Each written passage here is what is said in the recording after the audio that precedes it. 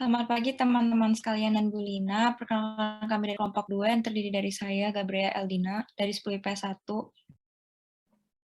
Saya Natasha Patricia dari IPS 1. Saya Nathania Olivia dari 10 IPS 2. Sekarang kami akan mempresentasikan tentang koleanthera atau cnidaria. Jadi nomor pertama itu tentang ciri-ciri dari koleanthera, yaitu tubuhnya berbentuk simetri radial dan terdiri dari 2 lapisan jaringan atau diploblastik. Yang kedua, menggunakan rongga tubuh sebagai tempat pencernaan makanan dan sebagai pengedar sari makanan dan pengeluaran makanan. Lalu mempunyai tentakel yang disertai dengan zat beracun yaitu cnidoblast yang mengandung kapsul penyengat atau nematosis untuk pertahanan tubuh. Yang keempat adalah umumnya merupakan karnivora atau hewan pemakan daging, namun mereka tidak mengejar mangsanya. Lalu yang kelima adalah habitatnya berada di perairan, baik di perairan tawar maupun perairan laut. Tapi pada umumnya habitatnya itu ada di laut. Lalu yang keenam, memiliki 2 variasi bentuk hidup, yaitu diam atau sesil, yang disebut polip dan bergerak atau motil yang disebut medusa.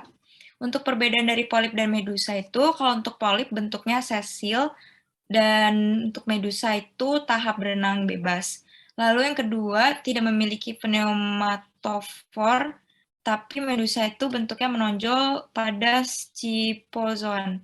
Lalu perbedaan antara lapisan epidermis dan gastodermis. Jadi di epidermis ini ada tentakel yang berfungsi sebagai sistem gerak dan juga untuk menangkap serta memasukkan makanan. Untuk alat penyengatnya itu berfungsi untuk melumpuhkan mangsa yang disebut dengan sel cnidoblast. Sedangkan untuk lapisan gastodermis terdiri atas beberapa macam, yaitu sel otot pencerna berflagela, sel kelenjar enzim, dan sel kelenjar lendir. Selanjutnya saya akan menjelaskan tentang kelas-kelas yang ada di gambar. Cuma di sini nggak ada gambarnya, jadi saya langsung jelasin aja ya. Yang P itu menunjukkan kelas hidrozoa, yang R itu menunjukkan kelas hidrozoa, yang S itu menunjukkan kelas anthozoa, yang T menunjukkan kelas scyphozoa. Untuk nomor 5, pada bagian bawah anemon terdapat basal disc yang berfungsi melekatkan tubuh pada tempat hidupnya. Nomor yang ke-6, perhatikan reproduksi Obelia berikut. Lengkapi bagian yang ditunjuk dari luar reproduksi Obelia tersebut. Untuk nomor 1 ada mulut, nomor 2 tunas medusa, polip reproduksi secara seksual, nomor 3 ada larva planula, nomor 4 ada koloni muda atau polip dewasa, yang nomor 5 ada koloni dewasa atau koloni. Untuk nomor 7 ada reproduksi dari Aurelia aurita. Yang nomor satunya adalah planula, nomor 2 polip, nomor 3 strobila, nomor 4 evirat, dan nomor 5 medusa. Nomor 8 alat pencernaan atau zoa adalah intraseluler. Nomor 9 bentuk medusa yang menyerupai kubus dengan tentakel menggantung, berenang aktif, dan memiliki nematokis termasuk ke dalam kelas Scyphozoa. Nomor 10, kelompok hewan yang menyerupai sisir, tubuh transparan, tidak memiliki nematokis, dan memancarkan cahaya, bioluminescensi, termasuk ke dalam film Coelenterata. Sekian presentasi dari kami, terima kasih. Oke, terima kasih kelompoknya Gabriela. Boleh dilanjut dengan kelompoknya Kelly.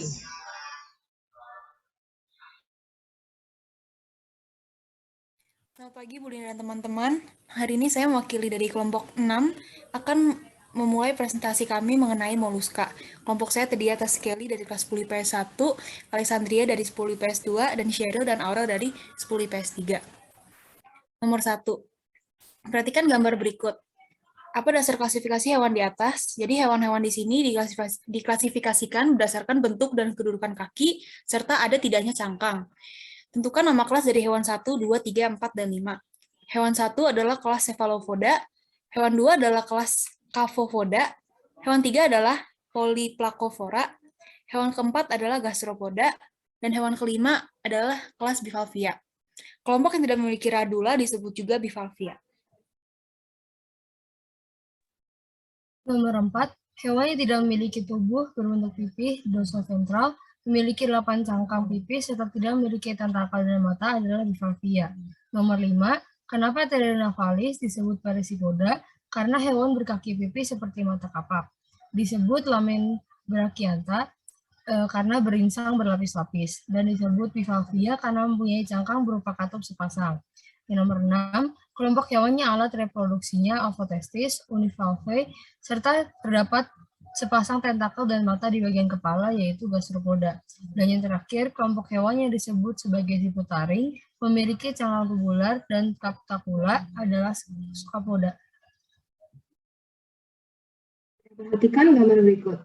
Lengkapi bagian-bagian yang ditunjuk. Yang pertama ada periostrakum, yaitu lapisan tipis yang tersusun atas zat tanduk. Fungsinya itu buat melindungi lapisan di sebelah dalamnya. Kedua ada prismatik, yaitu jadi lapisan tengah yang terdiri atas kristal-kristal kalsium karbonat yang berbentuk prisma. Ketiga ada nakreas. Nakreas itu adalah lapisan terdalam yang tersusun atas kristal-kristal halus kalsium karbonat. Jadi lapisan ini juga sering disebut sebagai lapisan mutiara. Yang kelima itu ada sel penghasil nakreas, sama yang kelima ada sel epitel bersila. Sel penghasil nakreas ditunjukkan oleh nomor 4. Oke, ini sekarang aku menjelasin yang bagian-bagian dari logilo SP atau cumi-cumi. Jadi yang label P itu disebut juga bagian tentakel pada cumi-cumi. Nah, yang label Q itu disebut juga funnel pada bagian cumi-cumi. Terus yang label R itu disebut juga lengan pada cumi-cumi. Dan yang S itu disebut mata pada cumi-cumi. Dan yang T itu ada mantelnya cumi-cumi. Sama yang U itu ada siripnya. Jadi itu fungsi label Q itu untuk mengeluarkan air dari ruang mantel dan bernapas. Segitu dulu presentasi dari kelompok kami. Semoga informasi yang diberikan dapat bermanfaat. Terima kasih.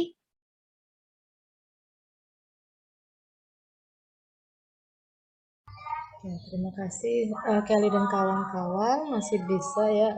Lanjut kelompoknya Ivoni. Ya. Selamat pagi Bu Lina dan teman-teman. Kami dari kelompok 3 yang berisi Tabita, saya, Ivoni, dan Gabriela. Saya dan Tabita dari kelas IPS 1, Gabriela dari IPS 2. Lalu di nomor 1 itu ada gambar planaria. Planaria berarti organisme ini termasuk dalam kelas Turbelia atau cacing berbulu getar. Alat ekskresi dalam planaria disebut protonefridium yang ujungnya akan berakhir pada flame cell atau sel api. Sistem sarafnya disebut sistem saraf tangga tali.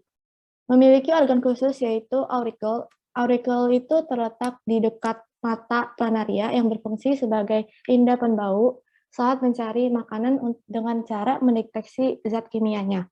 Lalu cara reproduksi aseksual atau vegetatifnya adalah dengan cara fragmentasi. Fragmentasi itu jadi dia bisa membelah diri, lalu kalau misalnya dibagi 3 gitu, kepalanya berarti dia akan bertumbuh lagi menjadi individu baru, ekornya juga akan berkembang lagi menjadi individu baru. Lalu yang kedua di kelas Spermatoda atau cacing hisap, ini gambarnya. Organisme tersebut memiliki alat hisap yang disebut sebagai sucker. Lalu zat yang melapisi permukaan tubuh cacing hisap adalah lapisan kutikula. Cacing hisap yang hidup dalam darah disebut Chrysosoma hematobium. Lalu cacing hisap yang hidup di dalam hati sapi disebut Fasciola hepatica. Sedangkan cacing hisap yang hidup dalam hati manusia disebut Chlorisynensis. Lalu ada hospes intermediate. Hospes intermediate itu parasit perantara pada cacing hisap yang hidup dalam hati sapi disebut siput air tawar. Lalu cacing hisap yang hidup dalam paru-paru adalah Ascariasis.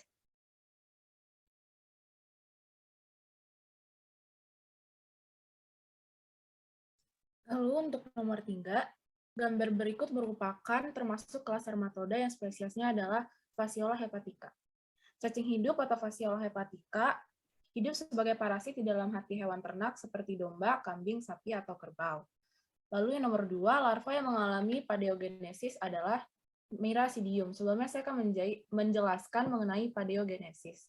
Padeogenesis adalah reproduksi yang terjadi ketika suatu organisme belum mencapai usia kedewasaan secara fisik.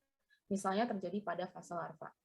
Lalu yang ketiga, urutan daur hidupnya adalah bisa dilihat dari nomor 1 adalah tubuh air, lalu Mirasidium, siput, Cercaria dalam tanaman air, Metacercaria di tanaman air, lalu hewan, dan telur keluar bersama feses.